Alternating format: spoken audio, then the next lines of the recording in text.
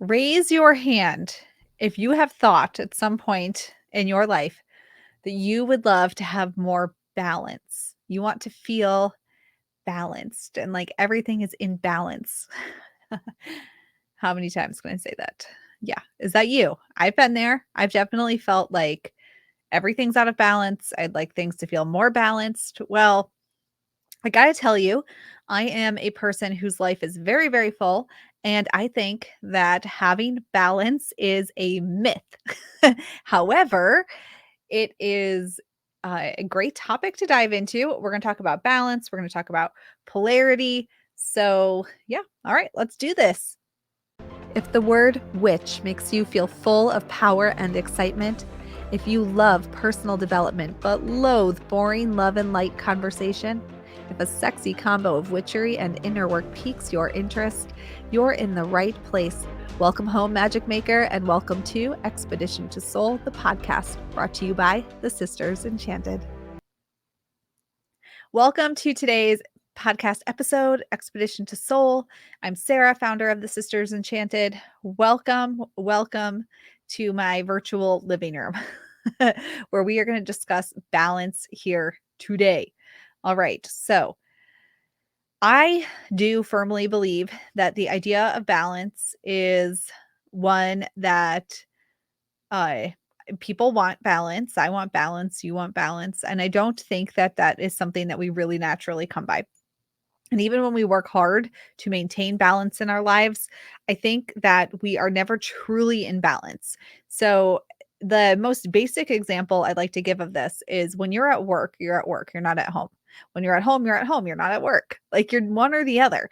And then the overwhelm, the chaos, the frustration comes in when you're trying to do several things at once. Like you're trying to manage a home problem while working, or you're trying to manage a work problem while at home, and then there's chaos and everything feels challenging, right? Well, that is because you can only really be in one energy and really be in that energy. Otherwise, if you are trying to do and be in several different areas of life at once, you're fragmenting your energy, you're fragmenting yourself. And then that's when we feel chaotic and we feel challenged and like things are not coming easily to us. Now, that said, balance is really when two different things are held evenly, right? Two different things are held evenly. Uh, and we can look at these two different things also as polar opposites, or the two different things and oppositional sides of the, is that the fulcrum? Oh my gosh. I don't know. Science terms. The things in the middle of the scale, the balance scales that hold everything. So we have shadow and light. We might say I want balance. So then we want to balance shadow and light. Well, we don't really want balance there either because we need the light to see the shadow, right? And then we need the shadow to embrace and be grateful for the light. So, really, we want to be in the light or we want to be in the shadow so that we have the awareness of the other one. If we're in balance, we don't fully see the shadow, we don't fully see the light. We can see the same sort of thing in astrology. There's 12 zodiac signs, and there's each one has an opposite. So, in that way, we end up with 6 groups. So, I'm a Sagittarius. Opposite of Sagittarius is Gemini. Opposite of Cancer, if you're listening to this when it comes out in real time, we're in Cancer season. The opposite of Cancer is Capricorn. And that's why we're going to have a Capricorn full moon. So the lunar cycle, I always say the medicine of the moon is in its rhythm. Well, the lunar cycle is reminding us of this and being fully in one energy. And it's being fully in one energy that I think really represents the balance because we've stirred them together. Not this idea of balance that we have in our head where things feel balanced. It's the immersion in one or the other. So in Capricorn, or excuse me, in Cancer season where we are now, the sun is in Cancer. So that is why when we have a new moon during this time, the new moon is always going to be in Cancer, because the way that the planets line up and the moon and the sun and earth, when we can't see the moon in the sky, it's because we can't see the sun shining on the moon. The moon, as you know, does not produce any light. It does not have light. We only see the moon when the sun is shining on it. So when the sun, the moon, earth are all lined up in one specific way, we don't see the moon in the sky, though it's still there, right? It's in darkness. Now, when the moon is in the opposite sign, when the sun is in Cancer, when the moon is in Capricorn, which is the opposite sign of Cancer, then the sun is fully reflecting, fully illuminating rather, that moon. And the moon's reflecting all that light back. And that's how we end up with a full moon. So it's that polarity, it's the opposite. And then it's fully reflected. That is not balance, right? That is the opposite. It is now it's seen where before it was not seen. So even the moon cycles really bring to our attention the oppositions, the polarities. Uh, and we are reminded of the importance of opposition and of polarity in our lives. It is through that opposition, through the polarity that we learn, we grow, we feel alive, we feel emotion, we experience. So I understand the drive for balance. Like I said, I too want to feel balanced, but I think it's fair to say that it is when we're not in balance, when we're fully present in whatever is being presented to us, that we have the deepest connection to moments in time. So when we're fully present with the task at hand and not trying to do it all, not trying to feel like everything's under control, just fully present in whatever is energetically in front of us, that is when we will actually come to feeling balanced. So I think it's the chasing of balance that makes us feel out of balance because we want to solve a problem. And it's really the lack of presence. So instead of chasing balance, how do we chase presence? How do we invite ourselves to get more present? So instead of trying to find balance in a busy schedule where there's like a little time of this, a little time for this, a little time for this, how do we say, well, the priority right now is this, and I know that to be true, so I'm going to just focus on this priority and then be present in it, and then next week, what's the next priority and how can I be present there? And focusing on being present and learning from the polarity, learning from the opposition. If we don't like the thing that we're forced to be present in, like a job or a relationship or a task at hand, then, how do we make it so we don't have to keep doing that thing and be present with things that we do love doing? I think that this feeling of balance, because we really want to feel in control and we want to feel at peace and we want to feel like we know what's going to happen. That is all inner stuff. So trying to control the outer world around you to make it look like it's balanced and it feels balanced.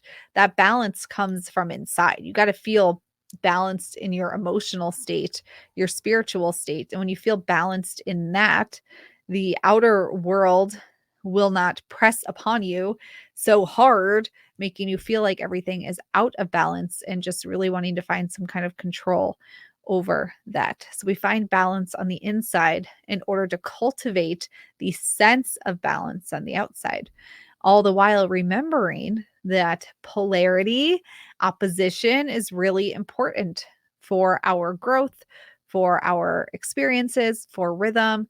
It is all part of it. So, like that rhythm with the moon, when we're in the new moon, we're in the new moon. We cannot be in the new moon and in the full moon at the same time. Like we are just in a new moon. When we're in the first quarter moon, we're just in the first quarter moon. We can't be in the first quarter moon and the third quarter moon at the same time. Like we're just in one. When you're at work, you're at work. When you're at home, you're at home. And it's that presence in the moment, in those oppositions, that remind us, I think, to be present in whatever part of the rhythm that you're in, and that we seek balance to try to solve the problem of wanting to be in all the places all at once. And that is not the way forward. Presence is the way forward. Presence is the way forward. I do have some questions for you. You can journal on these questions. You can listen to them and go for a walk and sort of let them marinate. You can pull tarot cards for these questions, whatever floats your boat. Whatever. I don't know another one besides floats your boat. Fills your fancy, fills your cup, whatever floats your boat. All right, here's these 3 questions for you. Here are these 3 questions. The first one, what's making you feel out of balance? So let's start there right now in your mind. What's making you feel out of balance? What's making me feel out of balance right now? I don't know. Probably if I really felt out like my never ending to-do list. No, I don't really feel out of balance because I don't try to feel in balance. But I would say if I was to model this for you, my to-do list, but that would make me feel out of balance. Like there's just no way that I can get it all done. I feel like I was gonna fail at juggling. So what's making you feel out of balance right now? Like you just don't have time for yourself, or you don't have time to do X, Y, and Z, or you're spending too much time doing something, or what's making you feel out of balance? The next question, what can you learn from the polarity of the situation? Hmm. So, what can you learn from that opposition, the polarity of the situation? So, for me, here, if my example is that I have a very full to do list, the polarity, the opposite of that would be having no to do list. And then what can I learn from that? Well, if I really consider that thoughtfully, I would feel I don't like having nothing to do. It makes me feel itchy inside, makes me feel very anxious. I'm not I'm not that's not my space that I like to be in. So, really, while I'm saying, "Oh, I would love more balance, and I feel like I would like a to-do list that is smaller," well, if I think of the polarity, the opposite of that, what can I learn? I can see where I would also not love that. Like, that would be not good for me. So, is it possibly the case, my learning lesson here, that I really create these big, long to-do lists because they fill some void for me? Now, someone out here might be hearing this and saying, well, see, Sarah, that's the balance. It's the middle. It's the middle part where you have just less to do, less to do. And I would still argue that that is not the case. I would argue that it is within your energy to find balance on the inside with the thing that's happening in the world around you. So then in this question, and in the next question, what do you imagine would be different if you felt more in balance? And I think that if I felt what would be different if I felt more in balance, I think I would feel like I would have the capacity for this to-do list. Now, as I said at the beginning of this, I actually feel pretty like I feel balanced because I do this and I don't feel like I'm chasing balance. I'm chasing presence. And that's very true. Like I feel like I am just present in one thing on the list at a time. I can't be present in more than one thing at one time. And so I don't do that. And so for me, if I were to imagine what would be different, that's it. I would feel present in doing one thing at a time, and that would allow me to feel more at peace, more present, more balanced. So the questions for you, what's making you feel out of balance? Where can you learn from the polarity of the situation? So what would be the opposite of the thing that you're experiencing right now? And what do you imagine would be different if you did feel more in balance, whatever that looks like for you? And then create that into being for yourself. I really do firmly believe that this idea of living a balanced life in the way that people talk about it, maybe some of you listening don't think about it this way, but in the way that people talk about balance, like having balance. So there's me time and there's family time and there's work time and there's exercise time and there's just like all these times. I don't think that I think chasing the balance really is what leads to the frustration. And I truly think that it's let's move the word balance and replace it with presence so that when we're in this, like the full moon energy, we're just in that energy. When we're in the family time energy, we're just in the family time energy. I think the word balance, as it is thrown about in our world, really leaves us seeking something that's truly not achievable by people. And so just present in a moment. And then that's the thing that leads you to feeling internally balanced, which will then in turn allow you to perceive your external world as being balanced. So, really, just a linguistic switch here from balance to presence. And as I mentioned, astrology, every sign has an opposite. And I think that that's a great reminder of that because, there's Cancer energy and there's Capricorn energy. And of course, we can swirly whirl them together and have a little bit of both. And then you might say, well, that's balance. There's a little bit of both. But when we are doing that and we're not fully embracing like the energy of this sign, the energy of this sign, what are we leaving behind or what are we diluting?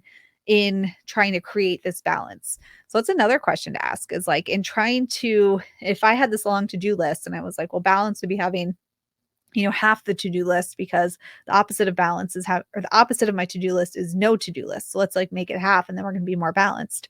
But with that half I cut, like what am I diluting about the things I want to do? Or what am I diluting about my personality because I actually do like to have a lot to do, And so is that true balance, or are we just creating another problem for ourselves? Versus if we lean into presence, you know what that does for us? Helps us feel the way we want to feel, which is very new moon sort of energy. All right. That was like a big thought train for you today on the podcast. You really went into my brain and took some sideways twists and turns into one single word. And that's exactly how my brain works. And you're welcome for that experience. I hope it wasn't bothersome to you, but that is how my mind, it's how my mind wanders. It's how my mind works, y'all. All right. Well, we have tools for you to bring some of this presence to your life. Of course, the good witch, bad bitch summer is happening right now here at Sisters Enchanted. So if you haven't grabbed your PDF, your printable, your checklist, go grab that, fill it out. What are you doing this summer to be present? Make it a magic one. We would love to hear from you about that. So be sure to share it on social media so we can follow along with your summer journeys, your extravaganzas, your presence, if you will.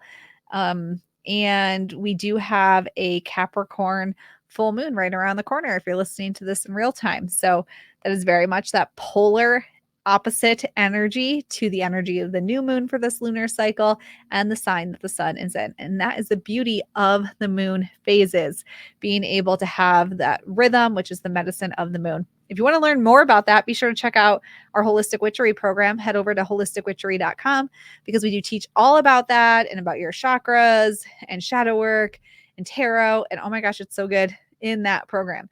So that's at holisticwitchery.com. All right, y'all. Presence over balance. That is the motto. That's the tagline here. Presence over balance. Thank you for hanging with me. Thank you for being part of the Sisters Enchanted family. And until next time, I hope that you have an enchanted rest of your day ahead. If you love the podcast, be sure to leave us a rating or a review. That helps us to get the word out about all we're doing here at the Sisters Enchanted. Thanks for being part of our community, and we'll see you in the next episode.